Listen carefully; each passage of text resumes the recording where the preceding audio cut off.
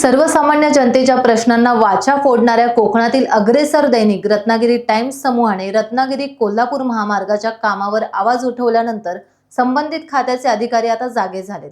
दैनिक रत्नागिरी टाइम्सच्या वृत्ताची दखल घेत प्रकल्प अधिकारी वसंत पंधेरकर यांनी आज महामार्गाची पाहणी केली आहे।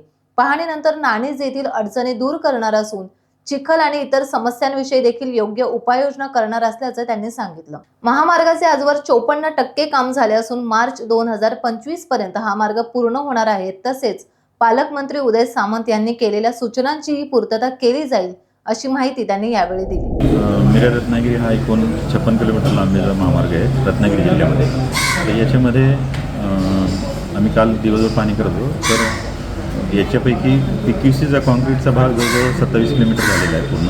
आणि बऱ्याच ठिकाणी मी काल इन्स्पेक्शन दिलं आहे की जिथे PQC म्हणजे कॉन्क्रीट रोड झालेला आहे त्याच्यावरून वाहनं सोडू, त्याच्यामुळे मग लोकांना ज्या थोड्याशा पाण्यातनं ह्याच्यातनं जायला लागतं ते जायला लागणार नाही।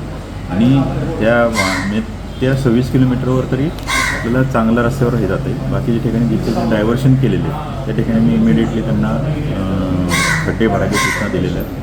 आणि 2 ते 3 दिवसात पावसाचं थोडंसं प्रमाण कमी जास्त बघून या आठवड्याभरात ते सगळं काम पूर्ण होईल। टाइम्स डिजिटलला लाईक करा, सबस्क्राईब करा, शेअर करा आणि बेल आयकॉन दाबायला विसरू नका। पाहत रहा टाइम्स डिजिटल।